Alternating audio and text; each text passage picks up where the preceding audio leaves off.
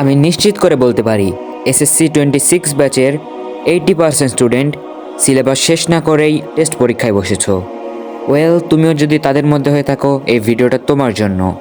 কারণ এই ভিডিওতে টেস্ট পরীক্ষার পর কিভাবে 2026 সালের আগে সম্পূর্ণ সিলেবাস শেষ করতে পারবে সে সম্পর্কে আলোচনা করাবে। শুধু আলোচনাই না, প্র্যাকটিক্যালি আমি করে দেখাবো।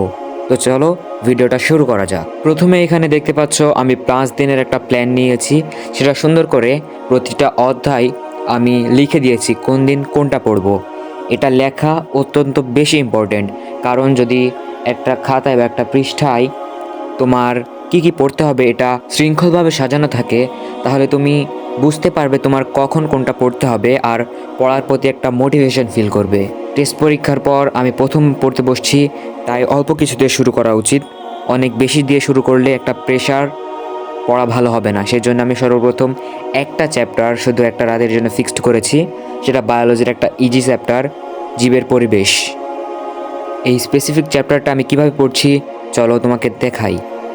আমি সর্বপ্রথম টাইমারে 1 ঘন্টা 40 মিনিটের একটা টাইমার সেট করে নিয়েছি। ইউটিউব থেকে 1 ঘন্টার একটা ক্লাস সিলেক্ট করে রেখেছিলাম।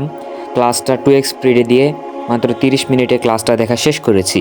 ক্লাসটা দেখার সময় বইয়ে যেসব গুরুত্বপূর্ণ পয়েন্ট ছিল সেসব আমি দাগিয়ে ফেলেছি। আর বইয়ের জন্য আমি একটা নোট করেছি বই রিভিশন দেওয়ার জন্য। বইয়ের যেসব মেন হাইলাইট পয়েন্ট থাকে, একটু মোটা করে লেখা থাকে, সেসব একটা পৃষ্ঠায় লিখে নিয়েছি। আর যখন ওইটা পড়া হয়ে যাচ্ছিল আমি আমার ওই পৃষ্ঠা থেকে টিক দিয়ে দিচ্ছিলাম। এতে পড়ার স্পিড অনেক বেশি বেড়ে যায়। আমি কোনো সাবজেক্টের জন্যই ডিটেল নোট করি না, কারণ আমার কাছে মনে হয় নোট করলে অনেক বেশি সময় নষ্ট হয়। আমাদের কাছে তো টেক্সট বুক আছেই, এই বইয়েই স্টিকি নোট অথবা বইয়ের ফাঁকা জায়গায় লিখে নোট করা যায়। এটাই আমার কাছে সবচেয়ে বেশি ইজিয়ার মনে হয়। আলাদা করে নোট করা আমি প্রয়োজন মনে করি না।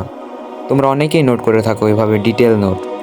বায়োলজি বই দাগানোর ক্ষেত্রে যে লাইনটা ইম্পর্টেন্ট ওই লাইনের নিচে আন্ডারলাইন করে যেটা মূল শব্দ তার উপরে হাইলাইট করলে এটা রিভিশনের সময় অনেক বেশি সাহায্য করে। এটা তোমরা ট্রাই করে দেখতে পারো। এই ছিল আমার ছোট স্টাডি ব্লগ। এটা যদি তোমার ভালো লেগে থাকে অবশ্যই লাইক করে এরকম ভিডিও আরও পেতে সাবস্ক্রাইব করে দাও। আমি আসছি নেক্সট ভিডিওতে। So till then, bye by.